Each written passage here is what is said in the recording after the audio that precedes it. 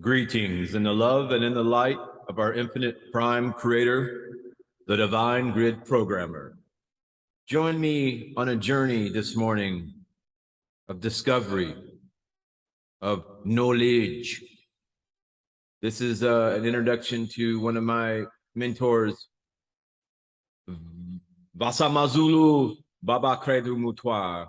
So, Mutwa. We will listen, we will learn, we will journey. Hello, and welcome to Africa, this enormous and astonishing continent. South Africa, to be more precise, just a short drive outside Johannesburg. And I'm here to talk to a remarkable man, Credo Mutwa. When I first came to South Africa about 18 months ago, within 2 or 3 days, I was introduced to Credo Mutwa. I never heard of him at the time, but from the moment I met him, I didn't stop listening and he didn't stop talking for at least 5 hours. Within the first few minutes, I realized I wasn't just in the presence here of a man of great knowledge, and certainly that. I was in the presence of a genius, a unique human being. And Credo Mutwa is without doubt the most incredible man it has been my honor to meet. Credo is what some people around the world call a shaman, and some deeply, deeply ignorant people call a witch doctor. And to give him his official title, he's a Sanusi in the Zulu nation.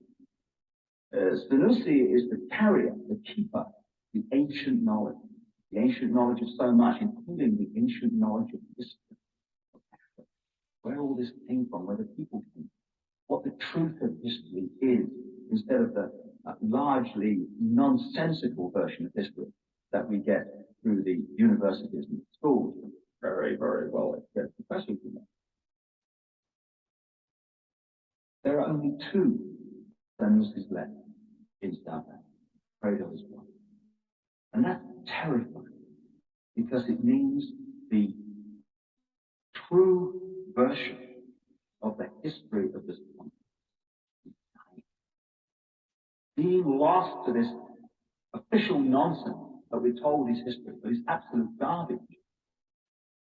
History is being rewritten, and the people who can put that history together again are going out of this world as they age and not reflect.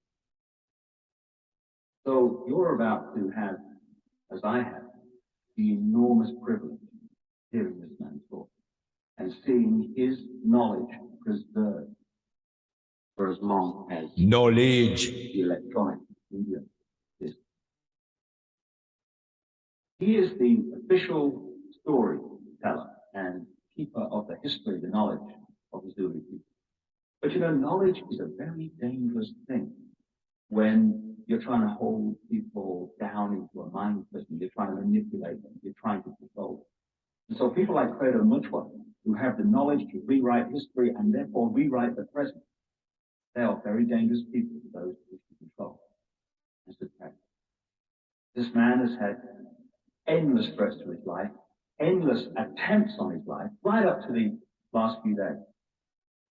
And he has upset the hierarchy of his own people as much as he's upset those others in other cultures, other races that wish also to suppress the truth for reasons of preserving their own religious domination or keeping people in ignorance.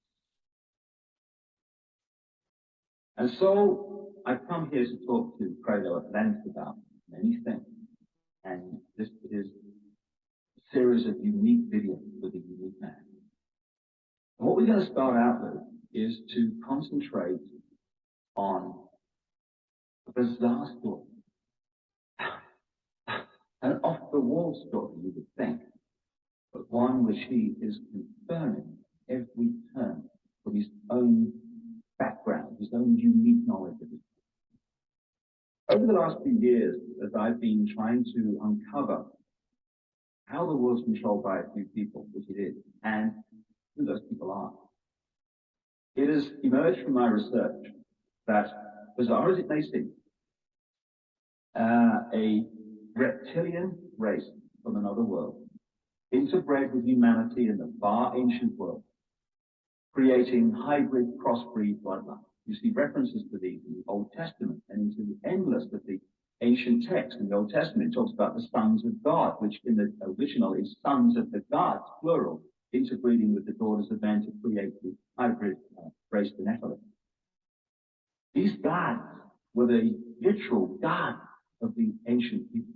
And they used to sacrifice people literally to their god. And these crossbreed bloodlines, as ancient accounts around them, were put into the positions of ruling royal power in the ancient. And then, as is happening today, when you do the genealogy of the ruling families and the ruling positions of power in the world, be they the 42 presidents of the United States under Bill Clinton, be they the British royal family, be the aristocracy of Europe, any of these key ruling elites, top of the banking system, the top of the global business system, you hit the family line, which go back to these same ruling lines of the ancient world, royal, that the ancient accounts say were the crossbreed between humanity and these reptilian. In other words, a reptilian extraterrestrial race has been controlling planet Earth for thousands of years to this day and putting its genetic compatible bloodline into the positions of power, president, prime minister, banking, business, etc. And this explains so many things. Explains it all. Divine rights to rule because of the bloodline, the genetics. Why these ruling families of the aristocracy and the royal families have always incessantly interbred with each other, just as the Eastern establishment families of the United States do, that produce so many presidents and banking leaders and administrators of government. And astonishing, and bizarre, as I keep saying, and seemingly ridiculous as this story may be from our conditioned perspective of life and reality. When I started talking to Credo Mutwa of his African experience and knowledge of the most staggering depth and variety, he held exactly the same story that I have uncovered around the world in great detail. If Africa and the world is ever going to be free, and we are, then they have to be. I started out by talking to Credo about the origin of the knowledge that he is about to share for the first time in so many people. Because this is the knowledge that only initiates normally get. But as Credo said, the world needs to know this. And so, this is a unique video. And this is a unique man. Like I say, I asked him first about the origin of the knowledge that he's about to pass on. When the white man started destroying our religion, when he started demonizing our God, when he started ridiculing what we believe in and actually using educated Africans to destroy that ancient African tradition. In many parts of Africa, our ancient religion went underground. And there were, through the secret society, all over South Africa and Central Africa and East Africa and West Africa, where this knowledge was stored The knowledge. and kept by aging guardians, many of whom did not know that in other parts of the land there were other guardians who were doing exactly as they were doing. Now, when I first became a Sangoma, I was already set a person of education. I had entered school